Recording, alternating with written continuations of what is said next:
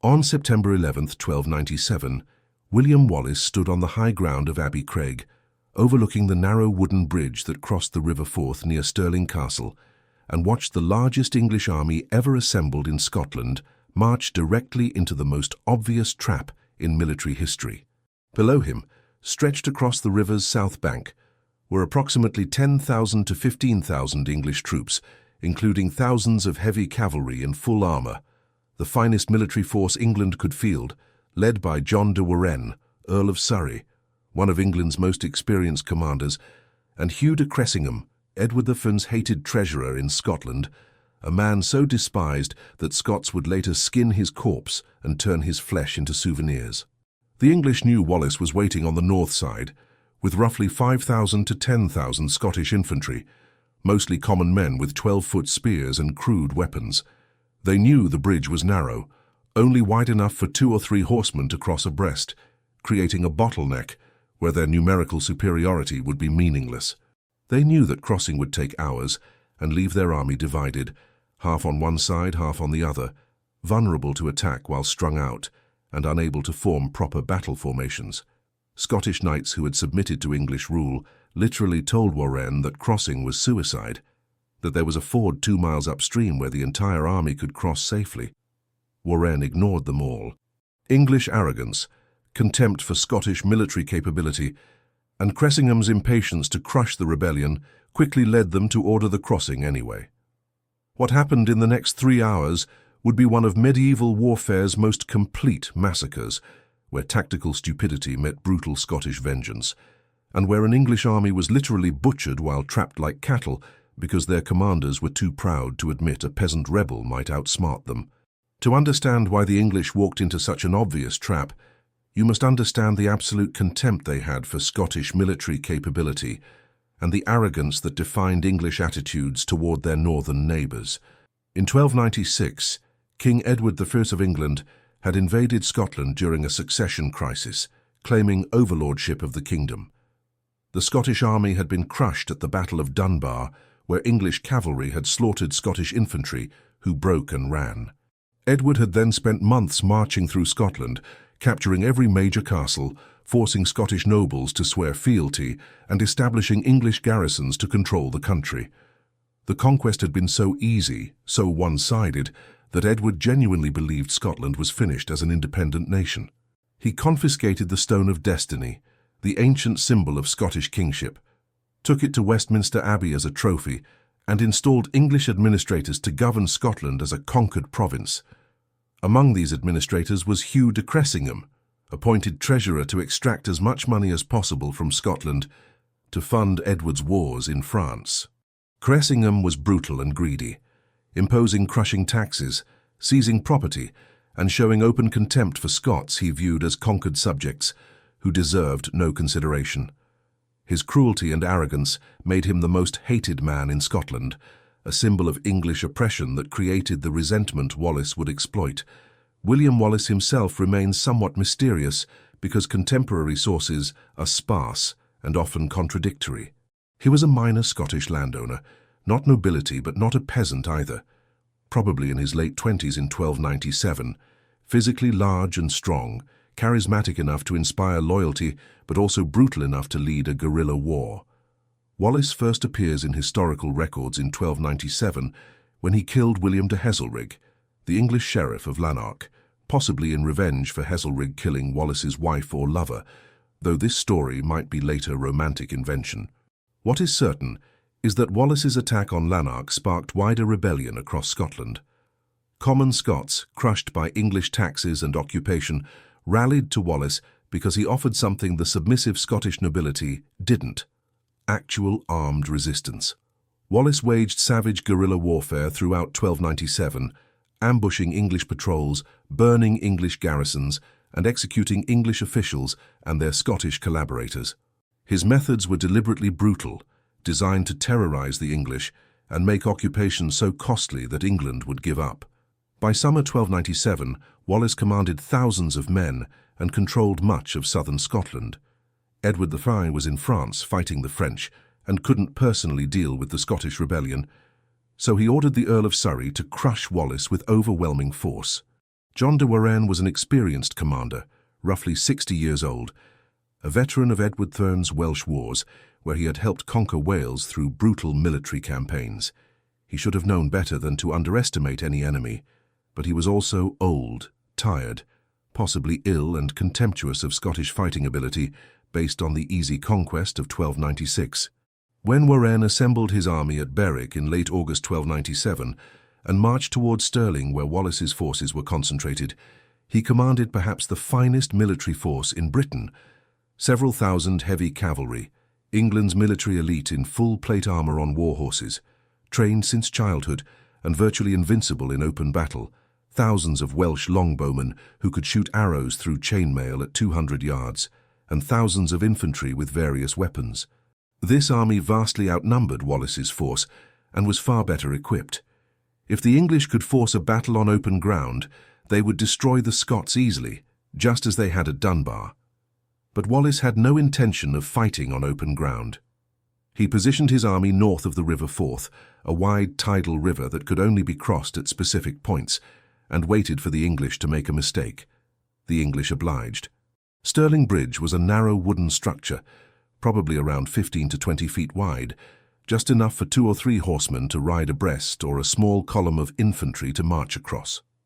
The bridge connected the south bank, where the English army camped, to a loop of land on the north side formed by a bend in the river. This northern loop was maybe a mile across, flat ground suitable for forming battle lines, but constrained by the river on 3 sides, essentially a killing field with limited escape routes. Wallace positioned his spearmen on the slopes of Abbey Craig, overlooking this northern ground, hidden from the English view but perfectly positioned to charge down once enough English troops had crossed the bridge and were trapped on the loop. The tactical situation was so obviously dangerous that multiple people warned Warenne. Scottish nobles who had submitted to English rule, men like James Stewart, who were technically fighting for England, urged Warenne to use the ford at Kildene, 2 miles upstream, where the entire army could cross quickly and safely. Warenne's own scouts reported the bridge was a death trap, but Hugh de Cressingham, the treasurer, was impatient. Every day the army remained in the field cost money, and Cressingham wanted the rebellion crushed immediately so he could return to collecting taxes. He convinced Warenne that crossing at the bridge would demonstrate English courage, and that the Scottish rabble would flee as soon as they saw English cavalry. Warenne, exhausted and influenced by Cressingham's pressure and his own contempt for Scottish fighters, agreed to cross at the bridge despite every tactical principle screaming it was suicide. On the morning of September 11th, the English began crossing. The vanguard consisted of heavy cavalry under Sir Marmaduke Thweng and Hugh de Cressingham himself, eager to be first across and win glory.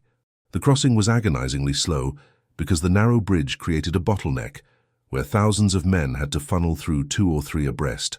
It would take hours to get the entire army across, and for those hours, the English force would be divided, vulnerable, unable to support each other. Warenne apparently didn't consider this a problem because he expected Wallace to retreat rather than fight. The first cavalry units crossed and began forming up on the north bank. More cavalry followed. Infantry began crossing. By mid-morning, roughly 2,000 to 3,000 English troops, including most of the cavalry vanguard, were on the north side of the river, trapped on the loop of land with the bridge as their only escape route. Wallace watched them cross, counting, calculating, waiting for the perfect moment when enough English had crossed to make a decisive attack worthwhile, but not so many that they could resist effectively. When approximately 1/3 of the English army was across and beginning to organize into battle formations, Wallace gave the order. Scottish spearmen charged down from Abbey Craig in a disciplined rush, roughly 5,000 to 10,000 men running at full speed directly toward the English positions. The Scottish charge caught the English in the worst possible tactical situation. Their cavalry were only partially formed, unable to charge effectively on the confined ground. Their infantry was still crossing the bridge or just arriving on the north bank, scattered and disorganized. The bridge itself became a fatal obstacle because English troops on the south bank saw the Scottish attack and tried to rush across to help, creating a traffic jam where men pushing forward to fight collided with men trying to retreat. Within minutes, the bridge was so congested that no one could cross in either direction. effectively trapping the English vanguard on the north bank with no reinforcements and no escape. Wallace's spearmen, fighting in schiltron formations, dense walls of 12-foot spears, crashed into the English cavalry before they could mount an effective charge. In open ground with room to maneuver, English heavy cavalry were nearly unstoppable. But here, in confined space with a river at their backs and limited room to charge, the cavalry were death traps. Knights in full plate armour on war horses couldn't move fast enough to avoid the Scottish spears. When they tried to charge, their horses ran into walls of pike points and were impaled. Riders were pulled from horses by multiple spearmen and killed on the ground with daggers and axes. The heavy armour that made them invincible on open battlefields became a death sentence when they fell, because they couldn't move quickly enough to escape. Hugh de Cressingham died early in the battle, possibly in the initial Scottish charge. He was wearing armour but was morbidly obese, making him both a visible target and unable to fight or flee effectively. Scottish soldiers surrounded him, pulled him from his horse, and killed him with spears and axes. His death was deliberate target killing. The Scots wanted him dead because of his cruelty as treasurer, but the Scottish revenge didn't end with his death. After the battle, Wallace's men found Cressingham's corpse and literally skinned it, flaying the flesh from his body. Contemporary chronicles describe the skin being cut into strips and distributed as souvenirs, with Wallace himself supposedly making a sword belt from Cressingham's skin. This was not random brutality, it was calculated psychological warfare, sending a message to other English officials that Scottish resistance would be total and merciless. The story of Cressingham being skinned spread throughout England and Scotland, creating terror among English administrators and inspiring Scottish resistance. Whether Wallace actually wore human skin or whether the story was exaggerated propaganda doesn't matter. The psychological impact was the same. The Scots were not beaten, were not afraid, and would show no mercy to their oppressors. The slaughter on the north bank continued for hours. The trapped English vanguard, roughly 2,000 to 3,000 men, fought desperately but had no chance. They were outnumbered, confined, and cut off from the main army still on the south bank. Scottish spearmen methodically killed every English soldier they could reach. Knights who tried to fight their way back to the bridge found it blocked by debris and bodies, with more Scots positioned to kill anyone who approached. Some English soldiers tried to swim the river in their armour and drowned. Others were driven into the water by Scottish attacks and drowned or were killed while helpless in the water. The few who reached the south bank alive were exhausted and disarmed. Sir Marmaduke Thweng, one of the few English commanders to survive, fought his way back across the bridge with a small group of knights, probably the only organised English unit to escape the north bank. Everyone else died or was captured. The casualties were catastrophic for England. Approximately 5,000 English soldiers killed, including most of the cavalry vanguard, dozens of knights, and Hugh de Cressingham, whose death became symbolic of English defeat. Scottish casualties were probably 500 or fewer, mostly men killed in the initial charge before English formations collapsed. From the south bank, the Earl of Surrey watched his army being destroyed and did nothing. He had several thousand troops still on the south side, including Welsh longbowmen, who could have shot at the Scots if positioned properly, but Warenne made no attempt to relieve the trapped vanguard or to force a crossing with his remaining troops. He simply abandoned the men on the north bank to their fate. Why? Probably a combination of shock, tactical paralysis, and the realization that sending more troops across the bridge would just mean more men trapped and killed. Once the vanguard was destroyed, Warenne ordered a general retreat. The English army fled south toward Berwick, abandoning supplies, equipment, and wounded. The retreat became a rout, with Scottish forces pursuing and killing stragglers. Stirling Castle, which the English had held as a garrison, was immediately besieged and fell within months. Within weeks of Stirling Bridge, English control of Scotland had collapsed. Garrisons surrendered or were overwhelmed. English officials fled to England. Wallace was declared Guardian of Scotland, essentially regent ruling in the name of the imprisoned King John Balliol, and led raids into northern England, burning towns and extracting tribute in revenge for English occupation. But Wallace's triumph was brief. Edward I returned from France in early 1298, personally raised a new army, and marched north, determined to destroy Wallace and reconquer Scotland. At the Battle of Falkirk in July 1298, Edward demonstrated how to fight Scottish schiltrons properly. He used Welsh longbowmen to shoot at the immobile spear formations from range, killing thousands of Scots who couldn't close with the archers, then sent cavalry to finish the broken formations. Wallace's army was destroyed with thousands of Scottish dead. Wallace resigned as guardian and returned to guerrilla warfare, but his influence was broken. Over the next 7 years, he fought a desperate resistance while Edward reconquered Scotland castle by castle.